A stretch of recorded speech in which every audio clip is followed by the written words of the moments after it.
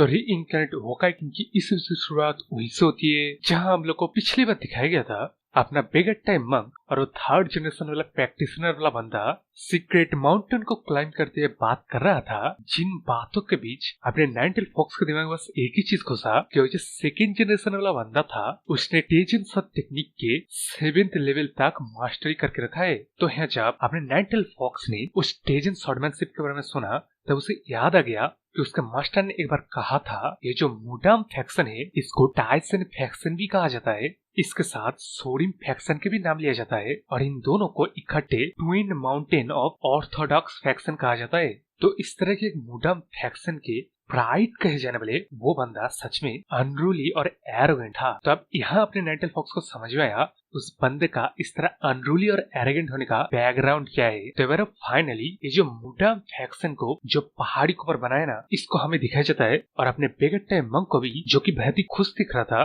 तो अब यहाँ उनके सामने वेलकम करने के लिए ये वाला बंदा है, इसका नाम इचोंग है जो कि उंची पैलेस का एक डिसाइपल है जो कि आगे बढ़ते हुए उनको कहने लगता है कि मैं अज्यूम कर ले रहा हूँ आप लोग की इस लॉन्ग जर्नी में कोई अनएक्सपेक्टेड चीज नहीं हुआ होगा। तो अभी इस बंदे को देख के अपना कमांडर वाला बंदा अपने नाइनटेल फॉक्स को बताने लगता है अब यहाँ यार लिटरली ये बंदा खुद अपने आप को इंट्रोड्यूस किया था इचोंग बोल के, लेकिन उस तरफ अपने कमांडर कहता है इस बंदे का नाम मियोंग सोक है जो कि मुरिम अलायंस का के एल्डर है और ऑर्थोडॉक्स फैक्शन में इनका काफी नाम चलता है जिसके साथ हम लोग की यहाँ मुलाकात हो रहा है। ये तो काफी बड़ी चीज है, लेकिन अब इन सारे इन्फॉर्मेशन के बावजूद भी अपने नाइनटेल फॉक्स को क्या जरा से भी फर्क पड़ने वाला है। तो वो सीधा मुंह अपने आप को इंट्रोड्यूस करता है कि मेरा नाम नाइनटेल फॉक्स है, मैं चियोन हाजिन मर्चेंट फैमिली से बिलोंग करता हूँ। तो अब इस चीज को देख के अपने सेकंड जनरेशन वाला बंदा हैरान होकर अपने मन में सोच रहा है अच्छा तो ये चियोन हाजिन का मास्टर निकला, हाँ यानी कि वही यंग मास्टर जो कि आगे जाकर मास्टर बनेगा। तो यहाँ अपने सेकंड जनरेशन वाला बंदा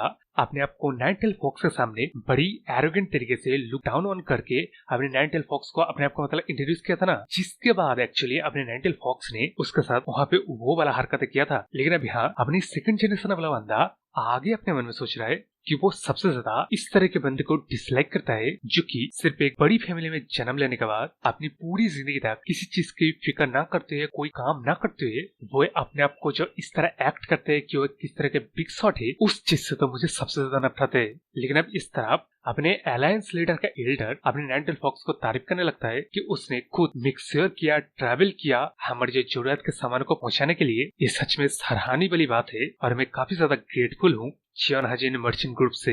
और वैसे तेरा फादर अभी ठीक है ना? जरा सोचो तो मैं तुझसे कब मिला था, जब तो एकदम छोटा था, उसके बाद रेस से ली तेरे से मिल नहीं पाया तेरे इस मास्टर के फ्यूनरल में। लेकिन तुझे शायद याद नहीं होगा, शायद 3 साल या 4 साल पहले जब तू बीमार था और बस ठीक होने के बाद मार्शल आर्ट की प्रैक्टिस शुरू करने वाला था उस समय के अराउंड तुझसे मैं मिला था। लेकिन अब हम लोग को जैसे कि पता है अपना नाइनटेल फॉक्स इस तरह के स्मॉल टॉक करने में जरा सा भी इंटरेस्टेड नहीं है। तो वो डायरेक्टली अपने अलायंस लीडर के एल्डर के मुंह के सामने बोलता है कि मैं थक गया हूँ, मुझे रेस्ट लेना है। आप तो ये एक्सपेक्ट नहीं कर रहे ना कि इतने ज्यादा ट्रैवल के बाद इस माउंटेन को क्लाइंब करने के बाद मैं आपसे कुछ घंटों तक बात करूं। लेकिन अब इस चीज को सुन के अपना सेकंड जनरेशन वाला बंदा एकदम ही भड़क जाता है। वो चिल्ला चिल्ला के कहने लगता है कि अबे मास्टर ने अभी तक अपना बात खत्म नहीं किया है, वैसे तेरी हिम्मत कैसे हुई जो तूने मास्टर के शब्द के ऊपर जरा सा भी ध्यान नहीं दिया। लेकिन इस वक्त सुनकर उस तरफ नाइनटेल फॉक्स कहता है कि उस तरह के बातों के ऊपर अटेंशन पे करना मेरे लिए काफी हार्ड होता है। लेकिन अब इस चीज को सुन के अपना सेकंड जनरेशन वाला बंदा कहता है कि देखा मास्टर, देखा एक किस तरह से बात कर रहा है।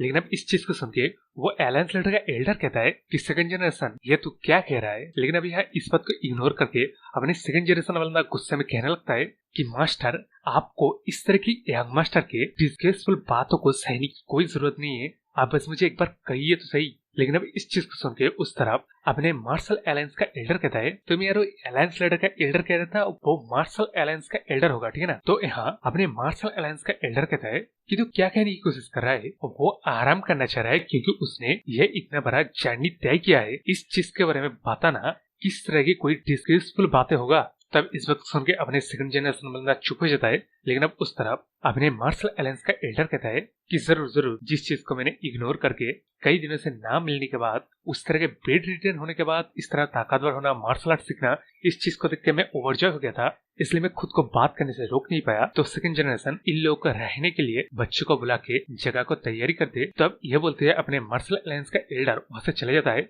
लेकिन अब इस तरफ अपने सेकंड जनरेशन यह समझकर तो बोलता है, लेकिन वो अपने मन में सोच रहा है कि मैं क्या सच में अननेसेसरी सेंसिटिव हो रहा था क्या? नहीं तो क्या उस ब्रैट ने इंटेंशनली मुझे प्रोवोक किया? जिस सोच के साथ साथ हमें नेक्स्ट पैनल देखे जाते हैं अपना नाइट फॉक्स इस सेकंड जनरेशन को चिढ़ाने लगता है भाई, जिस चीज को देख के इसे अब यकीन हो गया है कि अपना नाइट फॉक्स इंटेंशनली इसको प्रोवोक कर रहा था। तब इस सीन के बाद हम लोग को अपने बिगड़ते मंक का नाइटल फॉक्स को देखे जाते हैं खाने के टेबल पे, जहाँ की अपना बिगड़ते मंक खाते हुए चपर चपर कर रहा था। यानी कि खाते हुए कहने लगता है कि मैं सच में एम्बेरस हूँ, पता है मैं किसी भी तरह से क्यों ना सोच लूं तो इस वुडन क्लैन को डिसलाइक जो करता है ना, उसको छुपा भी नहीं रहा है। जो चीज मेरे को एक बेवकूफ की तरह शो कर रहा है, पता है तेरे फादर ने कहा था कि इस ट्रैवल को एक सोशल एक्सपीरियंस की तरह देखने का, लेकिन देख तू यहाँ क्या कर रहा है। और वैसे मार्शल आर्टिस्ट लोग सबसे ज्यादा रिस्पेक्ट को वैल्यू करते हैं ना, जिससे वो लोग एक दो बार मार्शल आर्ट क्लास करने के बाद ही दोस्त बन जाते हैं। लेकिन यहाँ तो तू दुश्मन पे दुश्मन बनाया जा रहा है बिना मार्शल आर्ट के इस्तेमाल करी। तो यहाँ जैसे मैंने बोला अपना बेगट टाइम मंक इतने ज्यादा चपर चपर करता है, जिससे गुस्सा होके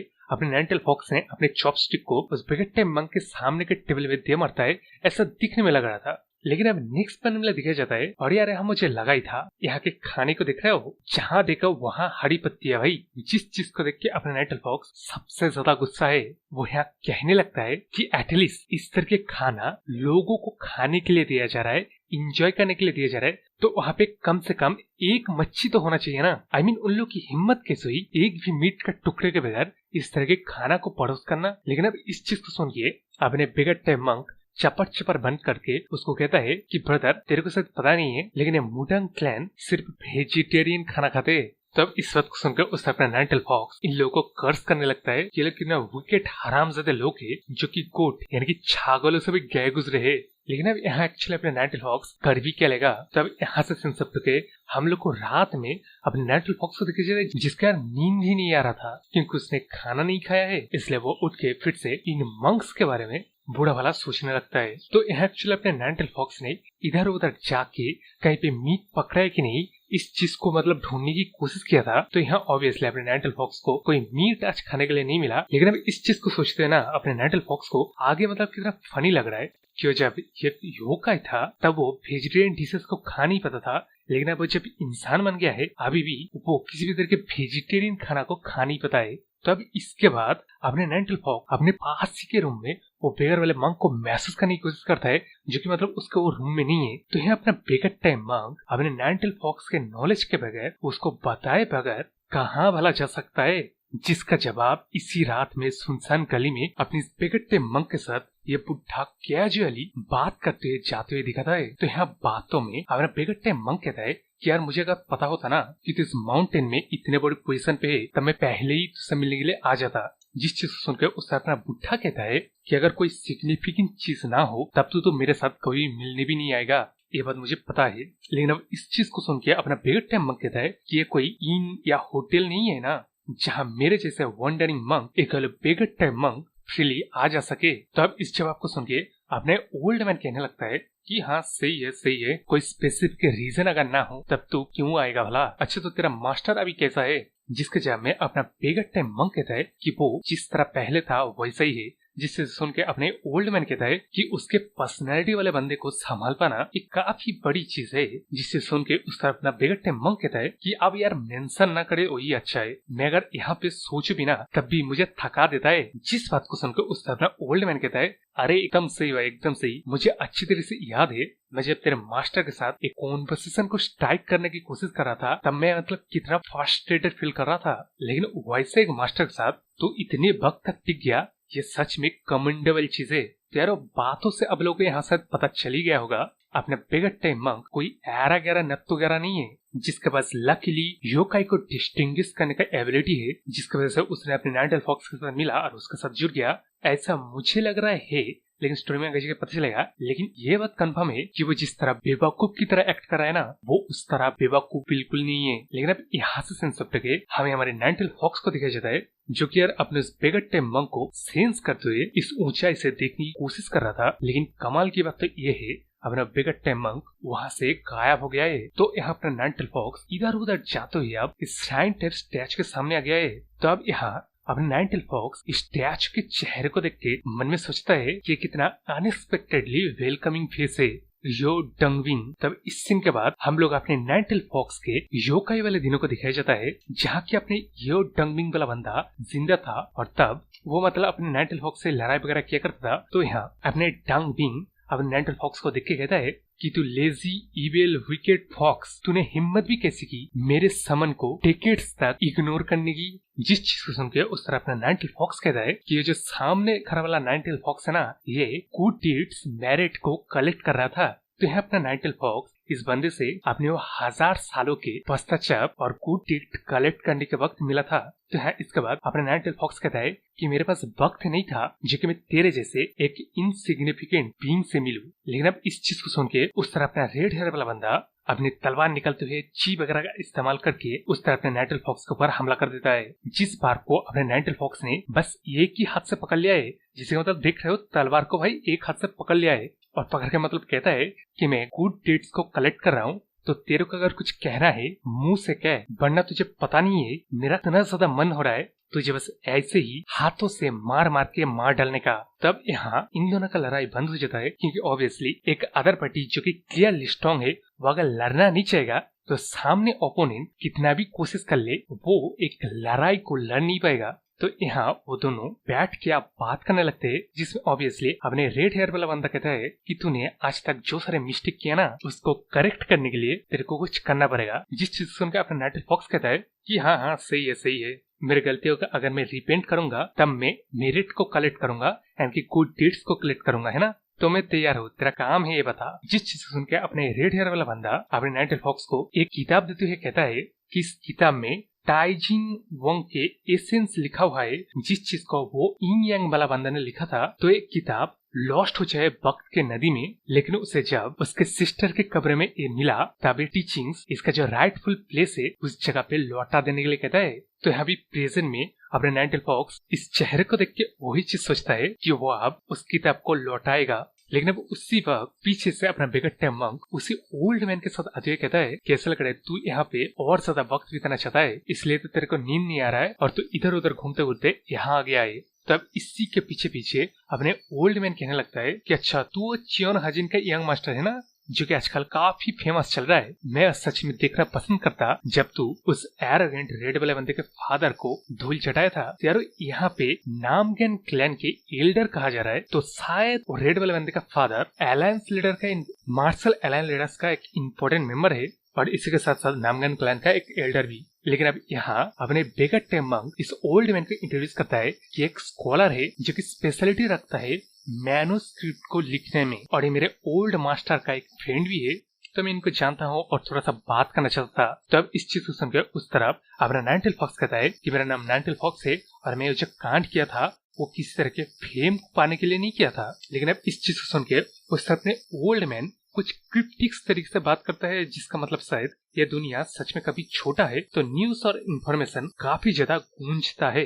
तब यह बात बोलने के बाद अपने ओल्ड मैन अपने नाइनटेल फॉक्स से पूछता है कि मैं वहाँ दूर से देख रहा था कि तू इस स्टैचू को काफी गौर से देख रहा है, तो ऐसा क्यों है मैं जानना चाहूंगा। जिसके जब मैं अपना नाइनटेल फॉक्स कहता है कि ऐसा कोई पर्टिकुलर रीजन नहीं है, मैं बस इस चीज से हैरान हूँ कि यो डंग बिंग को एक्यूरेटली इस स्टैचू में बनाया गया है। लेकिन अब इस चीज को सुन के जो कि मतलब इन लोगों के लिए वो बंदा है कि एल्डर है, जिसको अपने नाइनटेल फॉक्स ने इस तरह कहा कि वो रेड वाला बंदा कैजुअल बंदा है, तो यहाँ वो लोग हक्का बक्का रहते ही कहता है कि हम लोग के लिए यो डंग बिंग एक ऐसा वॉरियर है जो कि हेवन एंड अर्थ के इविल डूअर्स को मिटाने का काम किया था। लेकिन अब इस चीज को सुनकर उस तरफ नाइनटेल फॉक्स कहता है कि मैं इस बारे में तो नहीं जानता, लेकिन मैं ये जरूर जानता हूँ कि वो रेड हेयर वाला बंदा ना काफी हॉट टेम्पर वाला बंदा था, लेकिन अब इस चीज सुनकर उस तरह अपना बिगड़ते मंक कहता है कि सीनियर ब्रदर आप क्या कह रहे हैं, आप इस तरह किसी के बारे में कैजुअली नहीं बता सकते। ये बोलने के बाद उस तरह मतलब पेडरसन होते है अपने ओल्ड मैन को कहता है कि उस तरह नाइनटेल फॉक्स के शब्दों का मतलब ऐसा नहीं था।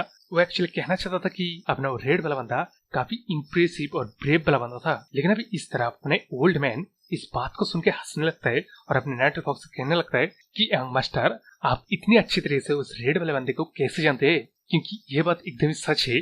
ओल्ड रिकॉर्ड्स में लिखा गया है कि अपना जो रेड वाला बंदा है ना वो काफी स्ट्रॉन्ग पर्सनैलिटी वाला बंदा था, यानी कि वही हॉट टेम्पर वाला बंदा। तो अब यह बात बोलने के बाद अपने ओल्ड मैन आगे बताने लगता है कि ओल्ड लिटरेरी में ये स्पेसिफिकली कहानी गया है, लेकिन आप अगर गौर देंगे तब आप लोग को उस रेड वाले बंदे के पर्सनैलिटी के बारे में पता चलेगा। जिस चीज को आप यंग मास्टर नोटिस किया इसका मतलब तो ये है आप ना बल्कि मार्शल आर्ट में स्किल है बल्कि आप लिटरेचर के काफी ज्यादा अंडरस्टैंडिंग भी रखते हैं। लेकिन अब इस चीज को सुनते हुए उसने अपना नाइनटेल फॉक्स सोचता है कि मुझे पता नहीं उस बंदे के बारे में किसने लिखा होगा, लेकिन मुझसे अच्छा उस रेड वाले बंदे को कोई नहीं जानेगा। लेकिन अब उस तरफ अपना ओल्ड मैन आगे कहता है कि यंग मास्टर अभी रात काफी यंग है और वेदर और सिनेरी भी काफी अच्छा है, तो मैं इस बारे में आपसे आगे बातचीत करना चाहूंगा। लेकिन अब इस चीज को सुनकर उस तरह अपना नाइनटेल फॉक्स सोचता है कि अब सडनली उसे महसूस हो रहा है कि वो कभी थक गया और मतलब नींद लेना चाहेगा। लेकिन अब खैर वो लोग एक क्वाइट जगह पे ड्रिंक करते हुए बात करने के लिए जा रहा था, लेकिन तभी उन लोगों के सामने ये दोनों बच्चे आ जाते हैं, जिस चीज को देख के अपने ओल्ड मैन कहने लगता है कि इतनी रात हो गई है, तुम दोनों अभी तक सोए क्यों नहीं, यहाँ क्या कर रहे हो। जिसके जवाब में अपने ये दोनों बंदा बहाना देने लगते है कि वो टेम्पल में ऑफरिंग देने के लिए गया था।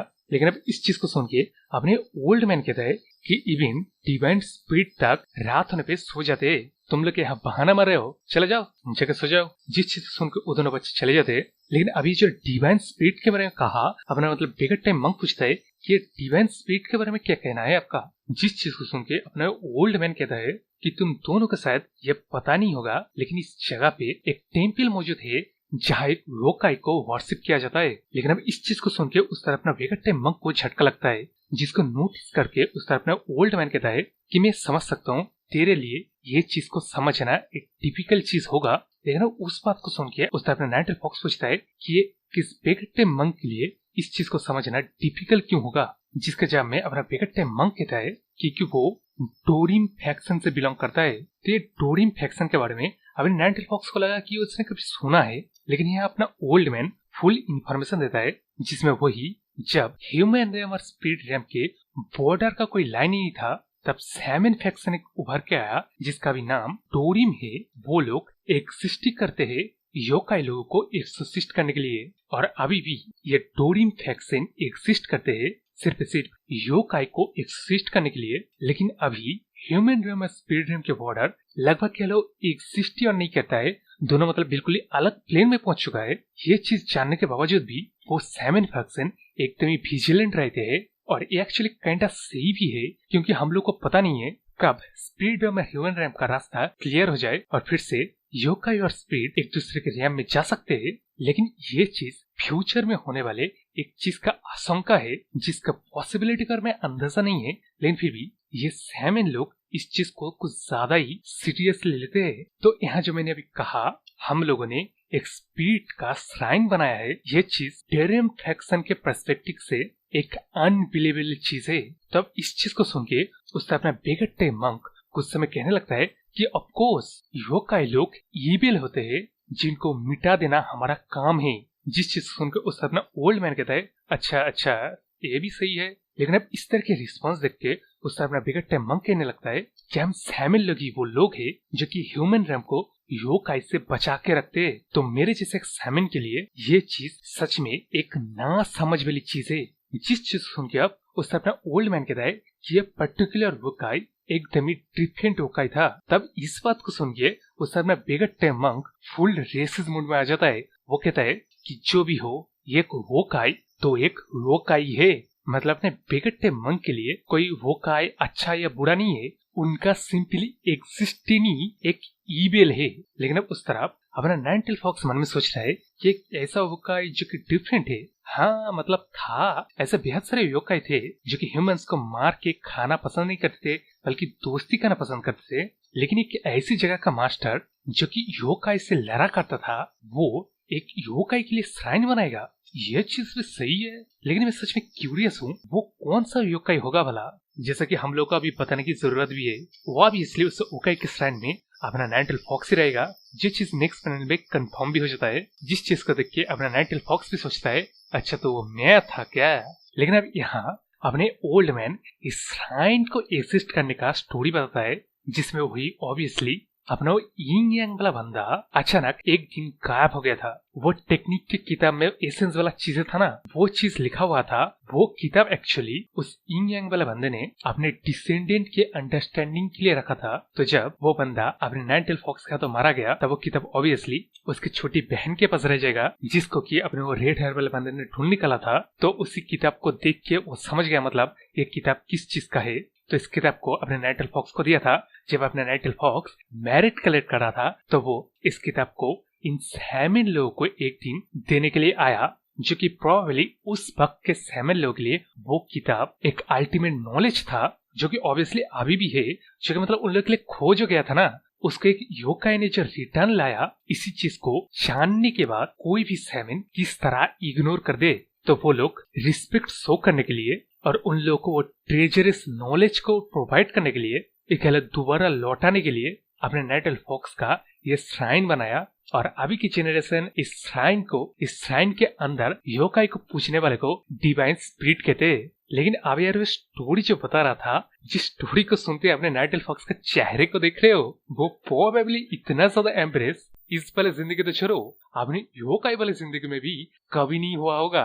तब इसके बाद ये सुनो, इस माउंटेन के सैमन लोग मीट वगैरह का छोड़ के वेजिटेरियन क्यों बन गए पता है?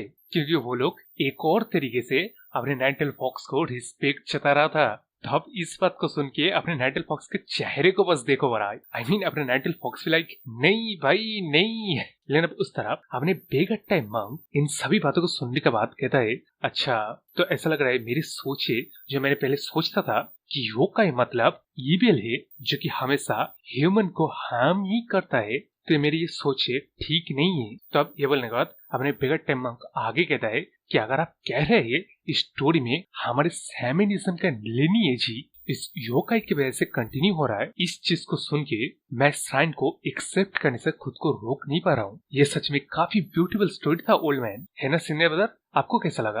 लेकिन अब इस बात को सुन के उस अपने नाइनटेल फॉक्स भी लाइक मेरे को कैसा लगा? Beautiful story. इन सालों ने तो स्टोरी को एकदम ही सुगर कटिंग कर दिया है, क्योंकि जितना अपने नाइनटेल फॉक्स को याद है और इसी के साथ हमें अपने नाइनटेल फॉक्स को देखा जाता है, जो कि उस वक्त पे जब उस किताब को देने के लिए इस माउंटेन में आया था, तब यार अपने नाइनटेल फॉक्स ने इस बच्चे को बोला ओए बच्चे ये ले वो तेरे इंडियन बंदे की सीक्रेट टीचिंग्स। ये बोलते अपने नाइनटेल फॉक्स ने उस किताब को आगे बढ़ा के कहता है आजा आजा लेके जा। लेकिन अब यार एक बच्चा है जिसको अपने नाइनटेल फॉक्स ने कितनी भी क्लियर तरीके से क्यों ना बताया हो, वो तो यार अपने नाइनटेल फॉक्स को देख के चिल्लाएगा ना कि एक योकाई आ गया है, योकाई आ गया है। लेकिन उस तरफ अपने नाइनटेल फॉक्स तो यहाँ फ्रेंडली तरीके से आया था, लेकिन इस तरफ जब इन मुडम क्लैन के मतलब माउंटेन के सारे बंदे को पता चला, वो लोग सारे हथियार वगैरह लेके अपने नाइनटेल फॉक्स को मारने के लिए आ गए। तो अब यहाँ के कि अपने नाइनटेल फॉक्स पहले से जानता था कि जो ह्यूमंस लोग है ये लोग पहले सारे अपने पेतरे को अपनाएंगे, उसके बाद जब थक जाएंगे तब शायद कुछ बात सुनने में हाजिरी दे। तो वो यहाँ क्या करते कि अपने सारे 9 टेल की मदद से अपने आप को बॉल में कैद कर लेता है, जिसकी वजह से मतलब जैसे कि देख रहे हो ये सारे सैमन लोग अपने सारे टेक्निक्स का इस्तेमाल कर लेते हैं। तो मतलब यहाँ जब एक बंदा थक जाता है उसका जगह एक और बंदा ले लेता है, जिसकी वजह से अपने नाइनटेल फॉक्स का वो जो प्लान था कि ये लोग जब थक जाएंगे तब मतलब ये उन लोगों को किताब देके चला जाएगा, तो ये प्लान तो फ्लॉप हो गया। तो इसलिए अपने नाइनटेल फॉक्स ने उसके एक जाइगेंटिक रूप को अपनाया। इस रूप का प्लान वही था कि जब इतने बड़े एक मॉन्स्टर इन ह्यूमंस को बोलेगा कि ओबीडियंटली मेरी बात को सुनो वरना मैं तुम लोग को जिंदा ही निकल जाऊंगा, ये प्लान भी अपने नाइनटेल फॉक्स का फ्लॉप हो गया। क्योंकि इसके बाद वो ह्यूमन मंक्स लोग अपनी जान का जरा सा भी फिक्र न करते हुए इसके ऊपर रेकलेसली हमला करने लगते। लेकिन अब यार अपने नाइनटेल फॉक्स इस वक्त पे मैरिट इकट्ठा कर रहा था बिना किसी ईविल काम कमिट करे, तो वो ऑब्वियसली इन लोगों को मार नहीं सकता है, लेकिन यहाँ वो इस सिचुएशन में कुछ कर भी तो नहीं सकता है। तो वो क्या करता है कि इन लोगों को अपने सारे एफर्ट लगा देता है जान से न मारने की, लेकिन सब लोग को मार के बेहोश कर देता है। तो जब ऐसा करते करते 200 लोगों की ऐसे मतलब बेहोश होना बिच गया, जहाँ की मैं बोलने वाला था 200 लोगों की लाश से बिच गया, तो यहाँ मतलब वो लोग मरे नहीं तो लोग बेहोशी बिच गए।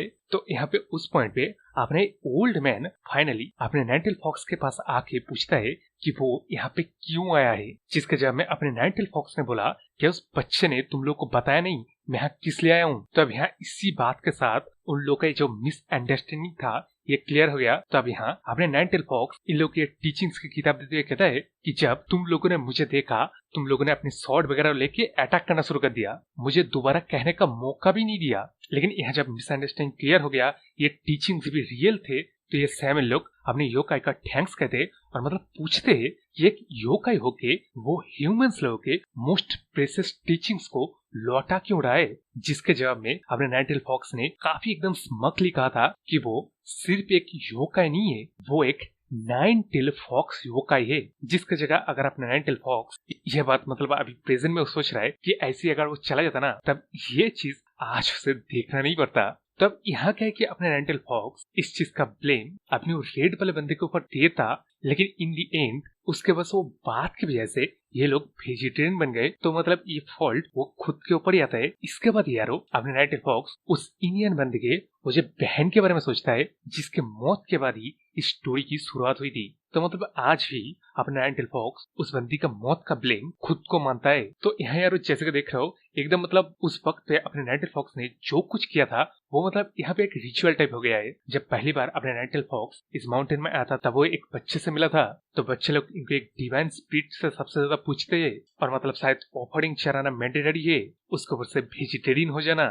जिस चीज के बारे में एक्चुअली अपने ओल्ड मैन कहने लगते हैं कि ये जो स्पिरिट है ना ये हमारे बच्चे डिसाइपल के अंदर काफी ज्यादा पॉपुलर है। तो मतलब क्या कहने की कोशिश कर मतलब समझ रहे हो ना। तब स्टोरी में उस तरफ अपने नाइनटेल फॉक्स के दिमाग में बस एक ही चीज चल रहा है कि बुड्ढे तू बात करना बंद करना यार। लेकिन अब इसके बाद अपने wicket time monk nine-tail fox को बोलता है कि सीनियर ब्रदर ये जो अपने ओल्ड मैन है ना ये काफी ज्यादा नॉलेजेबल बंदा है, तो इनको शायद पता होगा उस पील के बारे में। तो अब इस बात को सुन के अपना नाइनटेल फॉक्स लाइक सही है, मैंने को उस पील के बारे में कुछ पता नहीं है, लेकिन इस बंदे को अगर पता होगा तो मैं इसका इस्तेमाल कर लूंगा। तो वो इस पील को अपने इस बंदे को दिखाता है, जिस चीज को देख के ओल्ड मैन एक्साइटेड होकर कहता है कि ये पील उन लोग के मुडान क्लैन के एजर वाइटल पील है जो कि बस कुछ ही महीने पहले एक जर्नी के दौरान चुरा लिया गया था। लेकिन अब इस बात सुनकर उस तरह अपने नाइनटेल फॉक्स लाइक क्या ट्रेजर चुरा लिया गया था, एजर वाइटल पील। जिस बात को सुन के उन्हें ओल्ड मैन कहने लगते हैं हाँ भाई हाँ, लेकिन ये पील तेरे पास कैसा आया। जिसका अब जवाब अपना नाइनटेल फॉक्स क्या ही देगा। लेकिन अभी यार वहां से सिंसप्ट के हम लोग के सेकंड जनरेशन वाले बंदे को दिखाया जाता है जो कि ये ऑफरिंग लेके अपने नाइनटेल फॉक्स से श्राइन की तरफ जाते सोचता है कि मैं ये ऑफरिंग पेश कर रहा हूँ ताकि ग्रेट स्पिरिट मेरे सपनों में आके मुझे मार्शल आर्ट की टीचिंग से ऐसा कई इंसिडेंट हुआ है। कुछ लोगों को अपने नाइनटेल फॉक्स को वर्शिप करने के बाद उन लोगों का मतलब ड्रीम में मार्शल आर्ट के एसेंस मिला है भाई। तो अब जबकि इन दिनों में कोई भी मार्शल आर्ट में कोई अचीवमेंट हासिल नहीं कर पाता, तो इस वक्त पे वो अगर सिर्फ प्रे करने से ऑफरिंग पेश करके अगर सपने में मार्शल आर्ट कोई एसेंस हासिल कर ले तो ये चीज एक बड़ी बात तो होगी। लेकिन ऐसा भी अगर ना हो, वो अगर मतलब खुद के ऊपर ही विश्वास रखे और ये बात वो बाहर कहता है कि अगर वो एक थोड़ा सा रिस्क लेके ड्रीम की मदद से मार्शल आर्ट के एसेंस को हासिल कर पाए तो ये चीज वर्थ इट होगा। मतलब कि यार जो कि स्टोरी अभी तक देखते रहे उन लोगों को समझे कि अपना नाइनटेल फॉक्स जो कि यहाँ पे श्राइन है वो एक एक्चुअली योकाई है। तो मतलब एक ग्रोन अप सैमिन योकाई को वर्शिप कर रहा है जो कि एक्सेप्टेबल भी है, क्योंकि वो लोग ऐसे ही नहीं इस माउंटेन में सर के सर वेजिटेरियन बन गए, लेकिन फिर भी एक ग्रोन मैन ऐसा कर रहा है, ये चीज एम्बेरसिंग होगा जिसको रिस्क ले रहा है। लेकिन अब यहाँ स्टोरी में अपने सेकंड जनरेशन वाला बंदा श्राइन के बाहर जब आता है तब श्राइन के अंदर से इन लोगों की बातें सुन के वहीं पे रुक जाता है। लेकिन अब अंदर वही चल रहा था कि अपने नाइनटेल फॉक्स ने उस बैंडेड क्लैन को निस्तनाबूद करके मानी के कॉम्पनसेशन को ढूंढने के चक्कर में इस पिल को ढूंढ लिया। जिसका जब मैं अपने नाइनटेल फॉक्स पे कहा कि हाँ भाई हाँ, लेकिन अब यार सिचुएशन तो ऐसा है जिसका अपने बिगट टाइम मंक भी कहता है कि ओरिजिनली ये एजर वाइटल पील ये तो मतलब अपनी इस मुडन क्लैन की प्रॉपर्टी है ना, तो क्या वो इन लोगों को ये पील रिटर्न करेगा? जो चीज अगर वो करेगा ये एक सही काम होगा। लेकिन अब इस बात को सुन के उस तरह नाइनटेल फॉक्स एक्चुअली इस पील को किस तरह इस्तेमाल करेगा इस बारे में सोच रहा था। लेकिन अब यहाँ जब अपने नाइनटेल फॉक्स को ऑन द स्पॉट रख दिया गया है तो यहाँ वो मतलब क्या करेगा।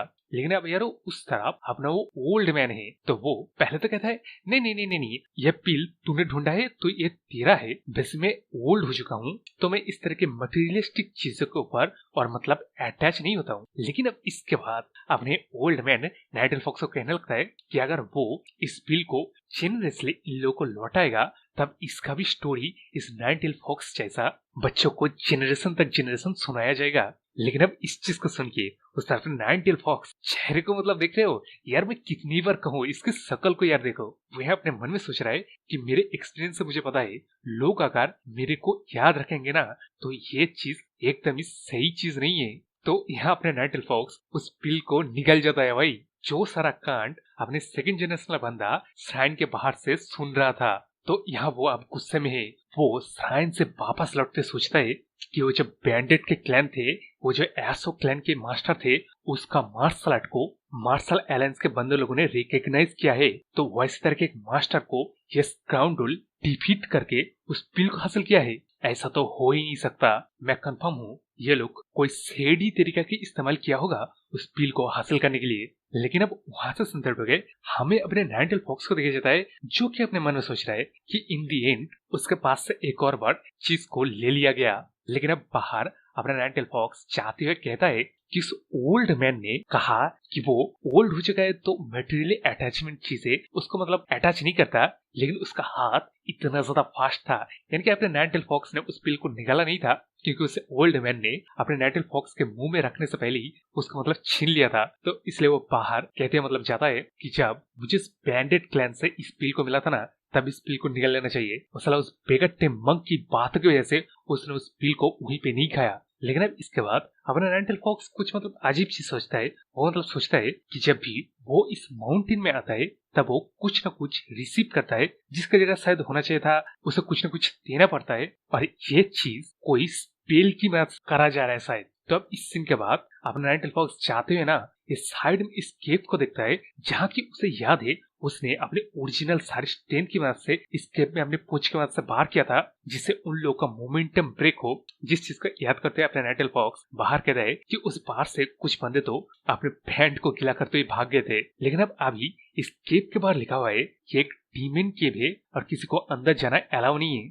जिसके अंदर ऑब्वियसली अपना नाइन टेल फॉक्स जाएगा, क्योंकि सालों ने उसको वो पिल को निगलने जो नहीं दिया ना। तो अब यहाँ जब अपना नाइन टेल फॉक्स इस केव के अंदर आता है तब उसे अपने पावर महसूस होता है। तो यारो जैसे कि यहाँ देख रहे हो अपना नाइन टेल फॉक्स इस केव में ये मतलब गड्ढा टाइप जगह से जहां से उसका पावर बाहर आता उस जगह को छलांग मार देता है। तो अभी यहाँ यारो जैसे कि देख सकते हो अपने नाइन टेल फॉक्स ये ब्लू सा फॉग में इस ओरा को महसूस करके कहता है कि तो ये पावर था मेरा तब। सच में हंड्रेड्स ऑफ ईयर हो गए लेकिन ये पावर अभी तक यहाँ से डिसेपेयर नहीं हुआ है। ये चीज बोलते हैं अपना नाइन टेल फॉक्स उस ब्लू ओरा को यानी कि अपनी ओरा को ऑब्जर्व करने लगता है। लेकिन अब यहाँ से सेंसर के हम लोग को सुबह का सीन दिखाया जाता है, जाके यार अपने नाइन टेल फॉक्स का वही हालत है जो हालत हम हर बंदे को होता है जब वो सुबह सुबह उठता है। नहीं, मैं वो नहीं कह रहा हूँ जिसमें तुम लोग की एक एक्स्ट्रा हड्डी आ जाता है। मैं यह कह रहा हूँ कि अपने नाइन टेल फॉक्स सुबह उठना ही नहीं चाहता है, जिसको उठाने के लिए ये 3 बच्चे बट्टी जबरदस्ती उठा के अपने नाइन टेल फॉक्स को कपड़े जूते वगैरह देते हुए कहता है कि मैसेज कर दूं, कुछ वाटर वगैरह लेंगे। जिस चीज को देख के उस तरफ नाइन टेल फॉक्स इस बेगर वाले मंक को पूछता है कि ये बच्चे लोग मेरे को इतनी सुबह सुबह परेशान क्यों कर रहे हैं। जिसका जब मैं अपना बेगर टाइम मंक कहता है कि सीनियर ब्रदर अभी सुबह होके ना सूरज आसमान में चढ़ चुका है और आपको सब पता नहीं है, लेकिन आपने वो जो एजर वाइटल पील यहाँ पे लेके आया ना, ये बात सब लोग का पता भी चल गया है। तो आप अभी मुडन क्लैन के एक हीरो बन चुके हैं, जिसकी वजह से बच्चे बट्टी इतने ज्यादा कोशिश कर रहे हैं आपको खुश करने की। और सीनियर ब्रदर आपको ये पता नहीं होगा, लेकिन ये चीज हुआ मेरी एफर्ट की वजह से। पता है आज भी सब लोगों ने बताया कि आप कितने बड़े हीरो हो। तो अब यहाँ से हम लोग को ये जल कुकर टाइप मीट को देखा जाता है, जिसको अपने ओल्ड मैन कहता है कि ये मीट रैबिट मीट है। जिस चीज को सुन के और देख के अपने नाइन टेल फॉक्स भी कहता है कि हाँ दिखने में तो ऐसा लग रहा है, लेकिन अब उस तरफ अपने ओल्ड मैन कहता है कि अब जबकि तू हमारा माउंट बुआ क्लैन का एक मेंबर नहीं है, तो हम लोग जबरदस्ती तेरे ऊपर वेजिटेरियन खाना खाने का रूल थोप तो नहीं सकते ना, इसलिए प्लीज। लेकिन अब यहाँ उस अपने नाइन टेल फॉक्स ने इस ओल्ड मैन के कपड़े पे ये ब्लड की छींटे वगैरह देख लिए, जिसकी वजह से वो सोचने लगता है कि शायद ओल्ड मैन ने अगले इन रैबिट को पकड़ के पका के मेरे पास लाया है। जो चीज समझ के अपना नाइटल फॉक्स इस ओल्ड मैन से पूछता भी है, जिसके जब में अपना ओल्ड मैन जोर जोर से हंसते कहता है कि हाँ ये बात सच है, वैसे हमारे माउंट बुआ के ये जो रैबिट्स लोग है ना, ये भी हमारी तरह एनर्जी को एक्यूमुलेट करते हैं, तो इन लोगों को पकड़ना उतना भी आसान नहीं था। लेकिन अब ये जो हंसी था ना, बाहर ये दोनों बंदे सुन के डिस्कस करने लगते कि मैंने उस ओल्ड मैन को इतनी ज्यादा केयरफुली और इतने जोर जोर से हंसते कभी नहीं सुना। जिसके जब मैं अपने ये वाला बंदा कहता है कि आज सुबह से ही मीट पकने का खुशबू पूरे माउंट बुआ में फैल गया है। तो मैं सोच रहा था कोई बंदा के पागल हो गया है और कोई कुछ क्रेजी चीज तो नहीं कर रहा है। लेकिन अब यारो मेरे पास एक सवाल है, इन बंदों को पता कैसे है मीट पकने का खुशबू किस तरह होता है? आई मीन या एक स्टूपिड सवाल है, लेकिन फिर भी ये जो इतना स्ट्रिक्ट रूल है जो जनरेशन जनरेशन होता है, मतलब कि इस रूल को परफेक्टली फॉलो नहीं किया जा रहा है, इस चीज की बात करूं। लेकिन अब छोड़ो, स्टोरी में आते जहाँ की यारो सिर्फ यही दो बंदे अपने ओल्ड मैन का बाहर इंतजार नहीं कर रहे थे, वो सेकंड जनरेशन वाला बंदा भी था।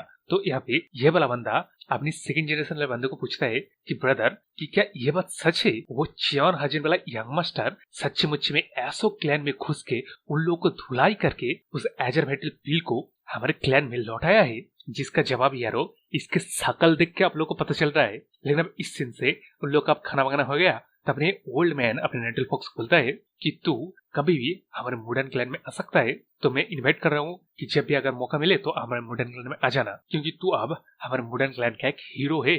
तो मैं इस इजाजत चाहूंगा तू भी जाके कल्टीवेट करना शुरू कर दे। लेकिन अब यहाँ ये दोनों बंदे अपने ओल्ड मैन के साथ चले जाते हैं, लेकिन इस तरफ अपने सेकंड जनरेशन वाला बंदा अपने नाइटल फॉक्स को घूर घूर के देखने लगता है, जिस चीज को देख के अपने नाइटल फॉक्स लाइक हाँ वो सेकंड जनरेशन वाले बंदे तेरे शकल को देख के ऐसा लग रहा है तू मेरे साथ फाइट करना चाह रहा है, कहीं ऐसा तो नहीं तू मेरे साथ फाइट करना चाहता है क्योंकि तेरे को मीट नहीं दिया गया बल्कि मेरे को दिया गया है। जिसके जब में अपना सेकंड जनरेशन वाला बंदा कहता है कि अपना नाइटल फॉक्स एक चोर है। लेकिन हम इस चीज को सुन के अपना नाइटल फॉक्स सोचता है कि अबे तू मेरे को चोर क्यों कहा है? जिसके जब में अपने सेकंड जनरेशन बंदा एक छलांग में अपने नाइटल फॉक्स के सामने के कहता है कि मैंने सारे बातों को कंक्लूड करके यही डिडक्ट किया है कि तू ही वो चोर है जिसने हमारे एजरवाइटल पील को चुराया है। मैं एकदम कंफर्म हूँ ये चीज फैक्ट है कि तूने ही हमारे एजरवाइटल पील को चुराया है, और ये जो तूने लौटाया है ना, इसके पीछे तेरा कोई ओमेनियस रीजन जरूर है। लेकिन अब इस बात को सुन के अपना नाइटल फॉक्स सांस छोड़ते हुए इस बंदे को कहता है कि सच में तू एकदम एक ब्यूटीफुल लाइफ को जीता है भाई, मतलब तेरे दिमाग में इतने ज्यादा ट्विस्टेड बात आते कैसे है, खास करके इतनी ब्यूटीफुल वर्ल्ड में। मतलब यार समझ रहे हो, आपने नाइटल फॉक्स पहले से ही इस सेकंड जनरेशन वाले बंदे से बातों में साथ में आसमान पे है, इतने ज्यादा मतलब अपर हैंड रखते हैं बातों में। और आई एम श्योर अपना नाइटल फॉक्स मार्शल आर्ट में भी है। लेकिन अब उस तरफ अपने सेकंड जनरेशन वाला बंदा कहता है तू मुझे रॉन्ग प्रूव करना, पहले तो इस बात से स्टार्ट कर कि तेरे जैसा एक बिग मर्चेंट फैमिली का यंग मास्टर एसो क्लैन के मास्टर को डिफीट कैसे कर सकता है। लेकिन अब इस चीज को सुन के अपना नाइटल फॉक्स फुल्ली समझ जाता है कि यह बंदा इसलिए गुस्सा है और ब्लेम कर रहा है कि वो चियोन हाजिन मर्चेंट ग्रुप का यंग मास्टर है। वो मतलब इसलिए ब्लेम नहीं कर रहा है या गुस्से में नहीं है कि उनके क्लैन के इसने एजरवाइटल पील को चुराया है। जैसे कि अपने नाइटल फॉक्स को उस बिग मर्चेंट क्लैन के यंग मास्टर नहीं होना चाहिए था, इसे होना चाहिए था। और ये भी क्या मतलब ये चीज इतना ज्यादा ही शॉकिंग है कि एक मर्चेंट ग्रुप का फैमिली का यंग मास्टर ने यासो क्लैन के मास्टर को डिफीट किया है। लेकिन अब यहाँ यारो गर्मा गर्मी में हाथापाती कुछ हो पाता उससे पहले अपने ये बंदा अपनी सेकंड जनरेशन बंदे को चिल्ला चिल्ला के बोलता है कि तेरे कहने का मतलब क्या है, तू हमारे क्लैन के बेनिफैक्टर के साथ इस तरह बात कर रहा है। तू पहले ये बता तेरे को इतनी हिम्मत किसने दी जो तू हमारे क्लैन के बेनिफैक्टर के साथ इस तरह बात कर सकता है। तो यार इस बंदे का नाम टाहिनो है, जो कि मेडिसिन का प्रैक्टिशनर है, जिसने की पर्सनली आके अपने नाइटल फॉक्स को हाथ पकड़ के कहता है कि सच में आप अनडाउटेडली हमारे क्लैन के एक बेनिफैक्टर है जो अपने एजरवाइटल पील को ढूंढ के हम लोग को लौटाया है। और तू सेकंड जनरेशन वाला बंदा कि सच में मैंने तेरे को इस तरह शिक्षा दिया है कि तू हमारे बेनिफैक्टर के साथ इस तरह बात करे। जिस चीज सुन के अपना सेकंड जनरेशन वाला बंदा कहने लगता है कि मास्टर ऐसी बात नहीं है। लेकिन अब इस बात को सुन के अपने मेडिसिन वाला एल्डर कहता है कि अपना मुंह बंद रख, मैंने मेरे कानों से क्लियरली सुना है, तू क्या बहाना देगा। पहली बात तो अपने यंग मास्टर के सामने बाव करके माफी मांग, तो अब इस चीज को सुन के अपना सेकंड जनरेशन वाला बंदा कुछ नहीं कहता, वो मतलब भाव करने ही वाला था, अपने सर जो है माफी मांगने ही वाला था। लेकिन तभी अपने नाइनटेल फॉक्स इस मेडिसिन वाले एल्डर को कहता है कि उसे मेरे सामने झुक के माफी मांगने की जरूरत नहीं है, क्योंकि दिखने में ऐसा लग रहा है ये सस्पिशियस है कि मैं कैसे ऐसा क्लैन के लीडर को डिफीट कर सकता हूँ। जिस चीज से सुनकर अब उस तरफ अपने मेडिसिन एल्डर कहता है कि हाँ यंग मास्टर, आप सच में काफी ज्यादा अंडरस्टैंडिंग है, आप समझ गए मेरे इस डिसाइबल का उस तरह बिहेवियर करने का मतलब क्या है, आई मीन इंटेंशन क्या है। ये सच में सराहनीय वाली बात है, आपने ना बल्कि मेरे इस नैरो माइंडेड फुल्लिश डिसाइबल के इंटेंशन को जान लिया, बल्कि अपने हमारा एजर बैटल पिल लौटाया भी है, जिस चीज को कोई भी अपने पास ही छुपा के रखना चाहेगा। लेकिन अब इन बातों को सुनते हुए उस तरफ अपना नाइनटेल फॉक्स कहता है, तो इसलिए मैं सोच रहा था खाने के बाद डाइजेशन के लिए मैं तेरे स्टूडेंट को मेरा कुछ मार्शल आर्ट शो करूं। यानी वही अपने जो सेकंड जनरेशन वाला बंदा क्यूरियस है कि एक मर्चेंट फैमिली की यंग मास्टर किस तरह ऐसा क्लैन के लीडर को डिफीट कर सकता है, उस क्यूरियोसिटी को अपना नाइनटेल फॉक्स बेहद ही अच्छे से मिटाने वाला। अब तब इसके बाद अपना नाइनटेल फॉक्स इस सेकंड जनरेशन वाले बंदे को देखकर कहता है, क्या कहता है, जिसके जब में अपने सेकंड जनरेशन वाला बंदा भी फुल कॉन्फिडेंट होकर सोचता है कि अच्छा तेरा इंटेंशन मुझसे फाइट करना है, तो मैं विलिंगली तेरे को मैं शो करूंगा मेरे कहने का मतलब क्या है। तो यहाँ ऑब्वियसली इस सेकंड जनरेशन बंदे के पास कोई रीजन ही नहीं है ना कहने का। तो अब इस सीन के बाद हम लोग को ट्रेनिंग हॉल में दिखाया जाता है, जो कि एक्चुअली एक हॉल नहीं है, खुला एक मतलब एरिना है, जहाँ के अपने ओल्ड मैन पहले से ही मौजूद है और इन दोनों का फाइट दिख रहा है। तो उसी वक्त अपने मेडिसिन वाला एल्डर इसके पास ही आके बैठ जाता है।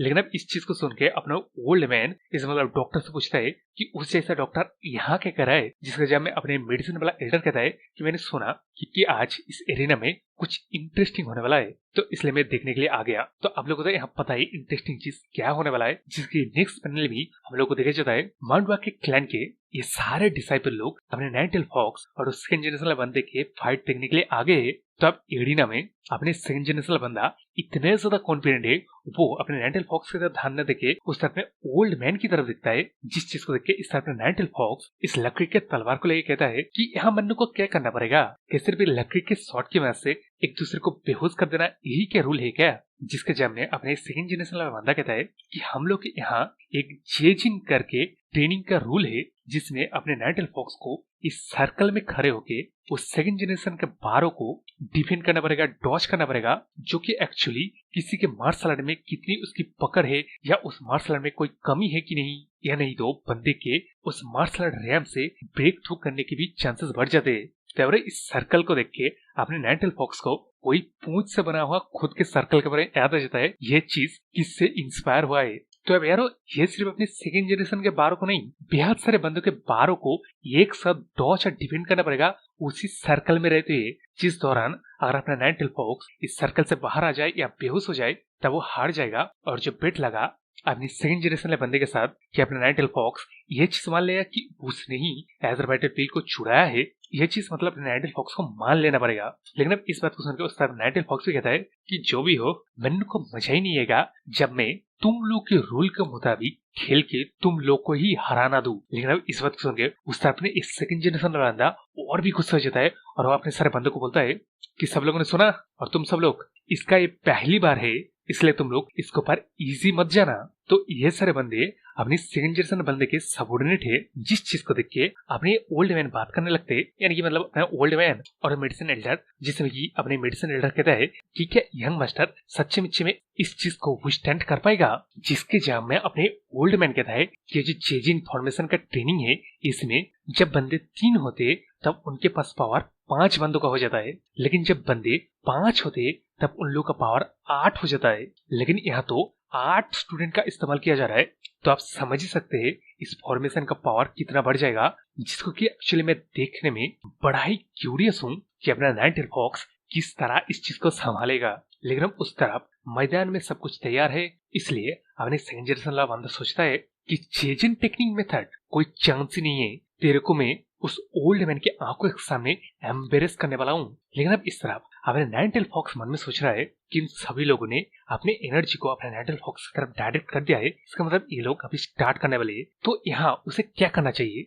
उसे क्या इन सभी लोगों को एक साथ डिलीट कर देना चाहिए क्या? इससे मतलब फिर से कोई रूमर फैल जाएगा? नहीं, इस चीज से काम नहीं बनेगा। इस चीज से वो लोग इतना ज्यादा लज्जित नहीं होंगे। लेकिन अब यारो ये सारी बातें अपने नाइनटेल फॉक्स मन में सोच रहा था, लेकिन उस तरफ बाहर ये वाले बंदे ने अपने नाइनटेल फॉक्स के ऊपर हमला कर देता है पीछे से, और हमला लग भी जाता है, जिसको देख के अपने सारे के सारे बंदे एकदम ही हैरान हैं, क्योंकि वो पीछे से आने वाला बार एकदम ही अपने नाइनटेल फॉक्स के सर पे लगाए। जिस चीज को देख के अपने सेकंड जनरेशन वाला बंदा अपने मन में सोचने लगता है कि यहाँ चल के रहा है, इसने ही तो कहा था इसने एसो क्लैन के अंदर घुस के क्लैन मास्टर को डिफीट किया है।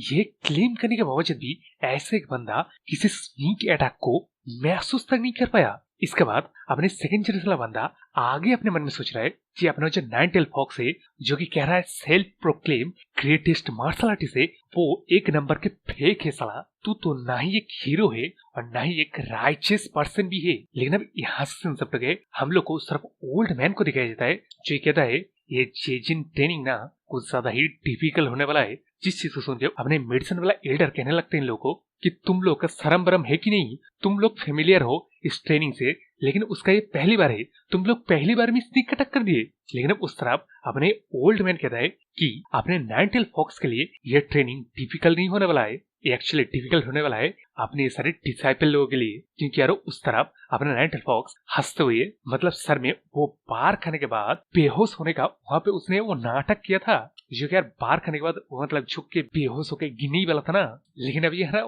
बाहर के कहते पता है, ये तो ऑलमोस्ट स्टार्ट होने के बाद ही खत्म हो जाता। ब्रदर मैं तेरे को जरा सा भी सेंस तक नहीं कर पाया पता है। लेकिन अब इस चीज को देख के उस तरफ में सेकेंड जनरेशन बंदा मन में सोच रहा है कि मतलब ये चीज कैसे हो सकता है। आपने नाइनटेल फॉक्स ने क्लियरली क्लीन हिट लिया था सर पे, उसके बावजूद भी वो खड़ा होके बात कर रहा है, हंस रहा है। मतलब अपने नाइनटेल फॉक्स कितना भी स्ट्रॉन्ग क्यों ना हो, वो उस तरह के क्लीन हिट लेने के बाद ऐसा नहीं कर पाएगा। लेकिन अब यहाँ से उसे अपने ओल्ड मैन को देखे थे, जो कि अपने मन में सोच रहा है क्या मैं इकलौता था जिसने क्लियरली देखा अपने नाइनटेल फॉक्स ने उस बार के स्प्लिट मोमेंट में अपने शॉट का इस्तेमाल करके उस बार को डिफ्लेक्ट कर दिया, और उसी सेम मोमेंट में अपने उस वाले बंदे को ये फील हो कि उसने अपने नाइनटेल फॉक्स के सर में मारा है, उसने उसको उस वुडन स्वॉर्ड में टच भी करके रखा।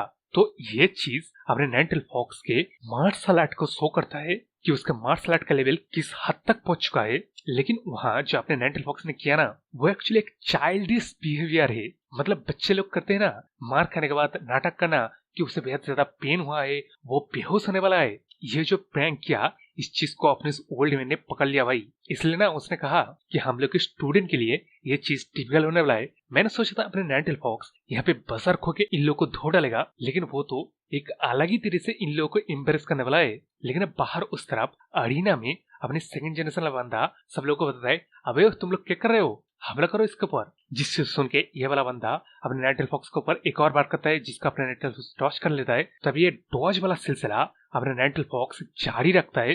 तो अब यहाँ एक एक करके 3 बंदे लगातार अपने नाइनटेल फॉक्स के ऊपर अटैक करने लग रहे, जिस चीज का अपने नाइनटेल फॉक्स ने वहीं पे मतलब बैठे हुए खड़े होके मतलब उबासी लेते हुए डॉज कर रहा है। जिस चीज को आप देख के अपना मेडिसिन वाला एल्डर कहने लगता है कि इस बच्चे ने बस एक बार पहले खा, उसके बाद वो तो मतलब एकदम चेंज ही हो गया है। लेकिन अब इस तरफ अपने इस तरफ नाइनटेल फॉक्स कहने लगते हैं इन लोगों को कि मैं खरे खरे तुम लोग का बार को डॉज कर रहा हूँ। जिस चीज को देख के ये तीनों अब एक प्लान बनाते हैं। मतलब ये तीनों एक एक करके बार कर रहे थे लगातार, लेकिन इस बार ये लोग एक साथ बार करते हैं। जिस चीज को देख के अपना नाइनटेल फॉक्स कहता है, अच्छा तो तुम लोग अपना दिमाग का भी इस्तेमाल करना जानते हो। लेकिन यहाँ ऑब्वियसली हम लोग को पता है अपने नाइनटेल फॉक्स इन बार को डॉज कर लेगा, तो वहाँ डॉज करने के लिए ऊपर कूदता है, जहाँ की ये चारों बंदे पहुंच जाते हैं। लेकिन उनके बारों को भी अपने नाइनटेल फॉक्स अपने शॉट की मदद से डिफ्लेक्ट करके नीचे गिरते वक्त, नीचे मतलब ये तीनों बंदे मौजूद थे ना, तो ये तीनों अपने नाइनटेल फॉक्स के अंदर घुसा देने वाले थे वुडन स्वॉर्ड। लेकिन यारो यहाँ अपना नाइनटेल फॉक्स द गोड द चैट अपने अंदर कुछ नहीं लेता, लोगों के अंदर देता है। तो वो नीचे गिरते वक्त ही इनके स्वॉर्ड को इस तरह डिफ्लेक्ट करते हैं कि ये आठों के आठों बंदे अपने नाइनटेल फॉक्स से दूर हट जाते हैं। तो आठों नहीं सातों, क्योंकि वो सेकंड जनरेशन वाला बंदा अब कोई एक्शन नहीं लिया है। लेकिन इस चीज को देख के उस तरफ बहुत सारे फॉर्मेशन के बंदे मतलब कहने लगते कि ये चीज कैसे हो सकता है। लेकिन यहाँ जो मेडिसिन वाला एल्डर ये अपने ओल्ड मैन को कहता है कि यार ये देखा उसने क्या किया। जिस चीज सुन के अपने ओल्ड मैन हंसते कहता है कि हाँ मैंने देखा, क्लियरली देखा मैंने। अपने नाइनटेल फॉक्स के शॉट फ्लैश की तरफ फ्लिक करके इन लोगों को धोई पछाड़ दिया। तब इसके बाद उस तरफ अपने नाइनटेल फॉक्स उस सर्कल में खड़े होकर लोगों को कहता है कि तुम लोग का स्किल काफी अच्छा है, लेकिन आपसे मैं भी पलट बार करने वाला हूँ। जिस चीज को सुन के अपना ये वाला बंदा कहने लगता है कि ऐसा क्यों लग रहा है कि हम लोग कॉर्नर हो गए। इस बात को सुन के अपना ये वाला बंदा मन में सोच रहा है कि वो सेकंड जनरेशन वाला बंदे ने ना इन लोगों को कहा कि अपने नाइनटेल फॉक्स के वो सारे जो हीरोइक बातें है वो सारे फॉल्स है। तो वो कंफर्मेशन के लिए अपने मतलब सेकंड जनरेशन बंदे की तरफ देखता है जो कि इसका मुंह बंद कर देता है। लेकिन अब यहाँ अपने ओल्ड मैन मन में सोच रहा है कि अपने नाइनटेल फॉक्स के जो स्वॉर्ड्समैनशिप टेक्निक है वो यूजलेस बन जाएंगे जब बैटल का फ्लो अपने सेकंड जनरेशन वाला बंदा ले लेगा। तब बाहर अपने सेकंड जनरेशन वाला बंदा कहता है कि ये सिर्फ बिगिनिंग है। जिस चीज का अपने नाइनटेल फॉक्स कहता है कि तो फिर हमारे मॉडर्न क्लैन का प्राइड कब एक्शन लेने वाला है। जिस चीज को सुन के इसके गुस्से का बाढ़ फट जाता है।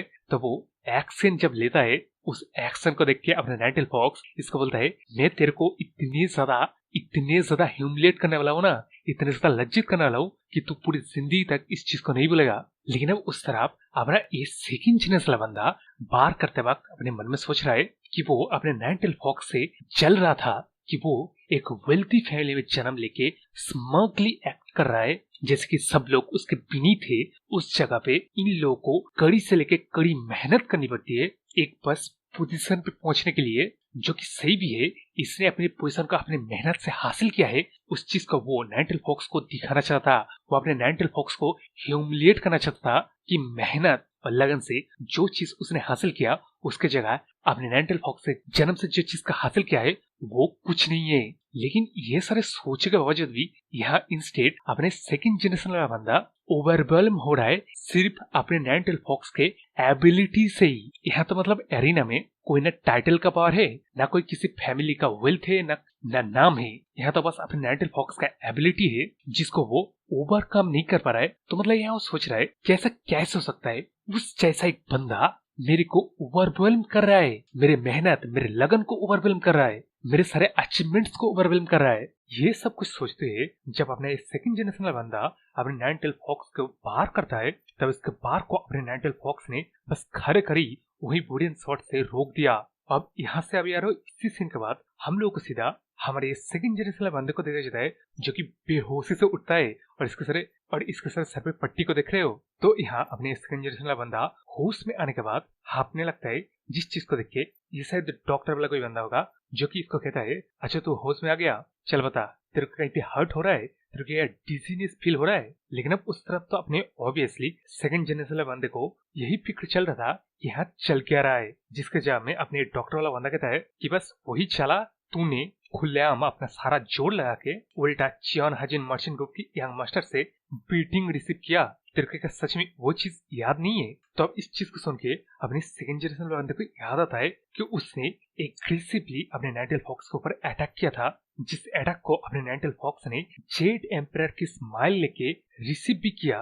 लेकिन उसके बाद ही सडनली अपने नाइनटेल फॉक्स किंग यामा बन के यानी कि गॉड ऑफ डेथ यमराज जानते हो ना, तो सडनली अपने नाइनटेल फॉक्स किंग यामा बन के इंस्टेंटेनियसली उसको हिट किया, जिसके बाद अब उसे यहाँ पे होश आ रहा है। तो अब यहाँ मतलब अभी अपनी सेकंड जनरेशन बंदे को चोटों को देख के उसे पता तो चल गया है कि उसको कहाँ कहाँ हिट पड़ी है, लेकिन उसे याद नहीं है कि किस तरह उस नाइनटेल फॉक्स ने इसको हिट किया।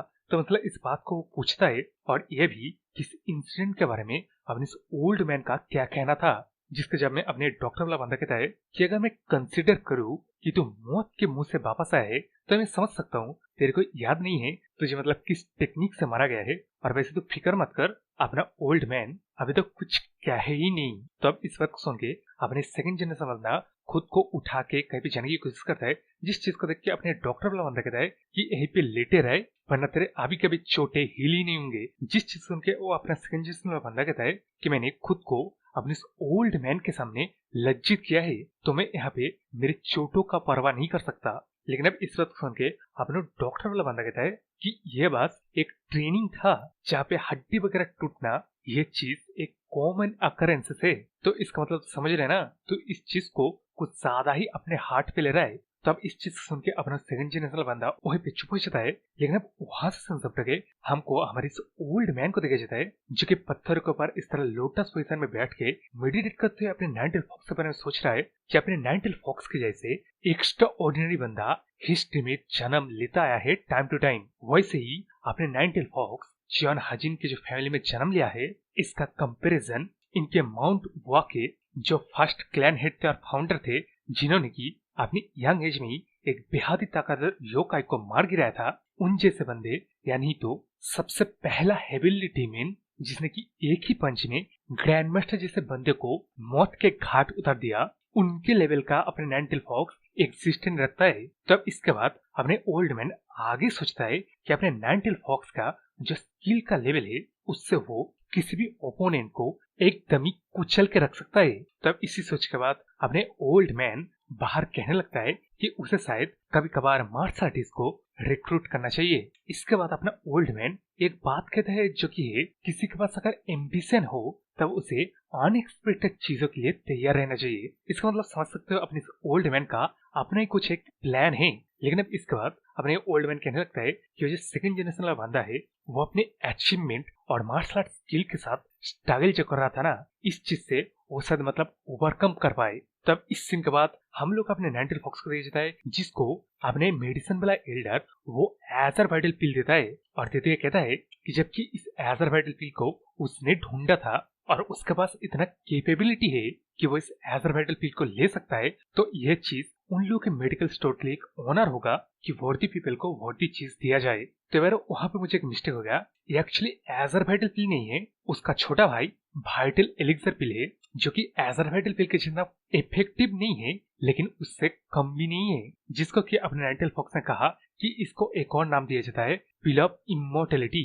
यह बोलने के बाद अपने नाइनटेल फॉक्स कहता है तो मतलब ये पिल भी कभी बनाने में चैलेंजिंग होगा, जिसके जब में यार अपने मेडिसिन वाला एल्डर पिल को बनाने का कुछ फॉर्मूला कहता है, जो कि आप लोगों को जान के कुछ मतलब नहीं होगा। सिंपल सी बात है, जिस मतलब मटेरियल से इस वाइटल एलिक्सर पिल को बनाया गया है, उस मटेरियल को मैच्योर होने के लिए 3 साल तक टाइम दिया जाता है, जो कि अपने आप में एक चैलेंजिंग काम है। लेकिन उस तरफ वो जो एजर वाइटल पिल है ना, उसको भी क्रिएट करने में इस तरह के मटेरियल का यूज किया जाता है, लेकिन वो मटेरियल 10 साल पुराना होना चाहिए। इतनी बस बात को समझ लो। उसके बाद उसका मतलब कौन सा वाला हार्ब्स लगेगा, इन सभी के नाम में लेने वाला नहीं हूँ। तो स्टोरी में इन चीजों को बोलते हुए अपने मेडिसिन वाला एल्डर कहने लगता है कि इसलिए एजर वाइटल पिल हमारे मुडम क्लैन का एक ट्रेजर है, क्योंकि जैसे कि उसने कहा सिर्फ 3 साल तक नीचे होना देना वही एक चैलेंजिंग काम हो जाता है, लेकिन अब इस मटेरियल का मतलब 10 साल लगेगा।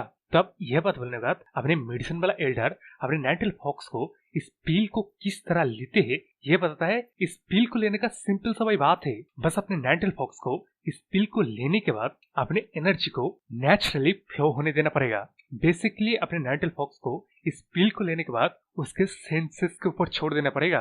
तब इस बात को सुन के अपने नाइनटेल फॉक्स के दिमाग में एक बात आता है कि अगर नेचुरल सेंसेस की बात है, तब अगर क्या हो वो नेचुरल सेंसेस की एनर्जी के बजाय कोई और एनर्जी यानी कि अपने नाइनटेल फॉक्स के एनर्जी को इस्तेमाल करे तो। तब इस चीज को सोचने के बाद अपने नाइनटेल फॉक्स उस वाइटल पील को अपनी मेडिसिन वाले एल्डर को देते हुए कहता है कि उसे सिर्फ एनर्जी इनहेंस करने वाला पील चाहिए। जिस चीज को सुनकर उससे अपने मेडिसिन वाला एल्डर पहले तो डिनाई करने की कोशिश करता है कि vital pill in energy enhance pill से काफी ज्यादा एडवांस चीज है, लेकिन उस अपने नाइनटेल फॉक्स ने अपना तो दिमाग लगा दिया, तो वो सिर्फ एनर्जी इनहेंस की पील मांगता है, जिसके जवाब में अपने मेडिसिन वाला एल्डर अपने नाइनटेल फॉक्स को खुला छोड़ देता है कि अपने नाइनटेल फॉक्स कितने भी एनर्जी इनहेंस वाले पील को ले सकता है। जिस बात को सुन के अपना नाइनटेल फॉक्स खुश हो जाता है और उसी के अगले सीन में देखा जाता है अपने नाइनटेल फॉक्स ने एनर्जी इनहेंस करने वाले जितने भी पील थे वो सारे के सारे ले लिए भाई। जिस चीज को देख के अपने मेडिसिन वाला एल्डर भी कहता है कि मैंने ये नहीं कहा था कि तू सारे के सारे लेके जा। लेकिन अब इस सीन के बाद अपने नाइनटेल फॉक्स को देखा जाता है जो कि बक्से में सारे के सारे पील को लेके बड़ा ही खुश था भाई। वो तो मतलब खुश होकर उन सारे पीलों को लेके अपने जो नाइनटेल फॉक्स के एनर्जी वाले गुफा थे उस गुफा में आ गए हो। तो यहाँ यार हो अपने नाइनटेल फॉक्स के एक सिंपल प्लान है, वो यहाँ इन पीलों को रखेगा जहाँ की उसके नाइनटेल फॉक्स वाले एनर्जी है। तो इस एनर्जी को जब ये पील ऑब्जर्व करेंगे ना, उसके बाद अपने नाइनटेल फॉक्स जब इन पीलों को खाएगा तब उसका इफेक्ट किसी भी एजर वाइटल पील से बेहद ही ज्यादा असरदार होगा। तो मतलब बेसिकली उस केप के अंदर जो एनर्जी है वो अपने नाइनटेल फॉक्स का ही है, तो मतलब वो अपने एनर्जी को फिर से अपनाएगा बस इस ह्यूमन बॉडी में। लेकिन अब वहां से सिंसर गए हम लोग को देखे जाते जब अपना नाइनटेल फॉक्स उस केप से बाहर आ रहा था, जिसके सामने यार अपना सेकंड जनरेशन बंदा उसका ही इंतजार कर रहा था। तो अभी यार उस केव में सीधा सीधा लिखा हुआ है कि वहां पे जाना मत। जिस चीज को इग्नोर करके अपने नाइनटेल फॉक्स ने इस बंदे को ना सेंस करते अंदर जो चला गया, उस चीज को देख के यह मतलब अपने नाइनटेल फॉक्स हैरान है कि उसने इस बंदे को अपने पीछे है इस चीज को मतलब महसूस नहीं किया। ये कैसे हो सकता है? वो मतलब क्या कुछ ज्यादा ही अपने एनर्जी को नई तरीके से लेने के बारे में सोच के इतने ही के मतलब सोचों में गुम हो गया था क्या? लेकिन अब उस तरफ अपने सेकंड जनरेशन बंदा कहने लगता है कि तू जब अपने शॉट को किसी और के हाथ में देने के लिए हेजिटेट कर रहा था, वो सीधा सीधा लिखा हुआ ना एंट्री वाली जगह पे घुस गया। जिस चीज सुन के उस तरफ अपने नाइनटेल फॉक्स का आप चेहरा देख रहे हो, वो मतलब बहाना देने की कोशिश करता है कि उसने सुना था कि इस जगह पे एक मिस्टीरियस जगह है जिस जगह को वोकाई केव कहा जाता है। इसलिए वो बस क्यूरियस हो गया था और मतलब उसने बस कुछ ही कदम लिया है, लेकिन इन कुछ ही कदम में उस केव के अंदर से उसे एक एनर्जी महसूस आया। इसलिए वो अनकंफर्टेबल होके जल्दी से उस केव से लौट आया। तो अब ये बोलते हुए अपना नाइनटेल फॉक्स मन में सोच रहा है कि वो जो वोकाई की एनर्जी है वो ह्यूमन स्लेयर के लिए सच में एक अनकंफर्टेबल चीज है। लेकिन अब इसके बाद अपना नाइनटेल फॉक्स इस सेकंड जिसला बंदे को कहता है कि तेरे साथ अपना ट्रेनिंग ग्राउंड में सब कुछ मिट तो गया ना, उसके बावजूद फिर से तू मेरे सामने आके इस तरह खड़ा क्यों हो गया? जिस चीज को सुन के उस तरफ अपने सेकंड जनरेशन बंदा अपने नाइनटेल फॉक्स को कहता है कि तू कौन है, तेरा आइडेंटिटी क्या है? तब इस बात को सुन के अपने नाइनटेल फॉक्स को एकदम ही झटका लगता है। अब वो तो यह अपने मतलब पुराने दिनों के बात को याद करता है जहाँ के अपने नाइनटेल फॉक्स के मास्टर ने एक बार कहा था कि अगर किसी को इनफ जोर से मारा जाए ना, तब वो बंदा शॉर्ट टाइम के लिए अपना मेमोरी को खो सकता है। जिस चीज को सुन के अपने नाइनटेल फॉक्स को उस वक्त के हालात को देख रहे हो, मतलब उस हालत में खाते कहता है कि क्या सच में इंसान लोग अपना मेमोरी भी खो सकता है मार खाने के बाद? जिसका उस तरह अपना ओल्ड मैन कहता है कि तेरे को सच में याद नहीं है, मैंने ये बात तेरे को पहले भी कहा है। यानी कि अपने ओल्ड मैन ने अपने नाइनटेल फॉक्स को उस वक्त ऐसे मारा था, उसने इस चीज को भूल गया कि इंसान लोग शॉर्ट टाइम के लिए मेमोरी भूल सकते हैं मार खाने के बाद। जिसके बारे में अपना ओल्ड मैन अपने नाइनटेल फॉक्स को फिर से कहता है कि उसने इस कन्वर्सेशन को अपने नाइनटेल फॉक्स के साथ एक और बार कर रहा है। जिस चीज को सुनकर उस तरह नाइनटेल फॉक्स कहता है क्या सच में आपने पहले ही मुझे ऐसे ही बताया था? तब उस पास्ट के सीन से शिफ्ट होके हम लोग का अभी अपने करंट नाइनटेल फॉक्स को देखे जाते जिसके सामने अपना सेकंड जनरेशन का वही थोपड़ा लेके खड़ा हुआ है। जिस चीज को देख के अपने नाइनटेल फॉक्स को पहले तो लगा कि ये बंदा मार करने के बाद वो अपने नाइनटेल फॉक्स के बारे में भूल गया है, लेकिन अभी वो चीज यहाँ पे पॉसिबल नहीं दिख रहा है क्योंकि मतलब दिख रहे हो अपने सेकंड जनरेशन थोपड़ा जो कि साफ साफ कह रहा है अपना नाइनटेल फॉक्स ये जो वोकाई वाले फुल एनर्जी के गुफा से बाहर आ रहा है, ये चीज कोई ह्यूमन नहीं कर सकता है और इस चीज को वो बार बार डिनाई भी नहीं कर सकता है और ये भी नहीं बता सकता है कि वो एक ह्यूमन नहीं है। यानी कि यहाँ अपने नाइनटेल फॉक्स ना तो निगल सकता है ना ही थूक सकता है, लेकिन मैं तो कुछ कर सकता हूँ ना। इसलिए मैं इस वीडियो को खत्म कर रहा हूँ और इसी के साथ मैं आप लोगों को बताना चाह रहा हूँ ऐसी अगर आप वीडियो पाना चाहते हैं तो इस चैनल को सब्सक्राइब कर लीजिए और चैनल में जाके देखिए और इसी तरह के वीडियो वगैरह है उनको एंजॉय कीजिए और क्या, और लाइक शेयर कमेंट तो जरूर से कीजिएगा। बोलेगा तो बाय।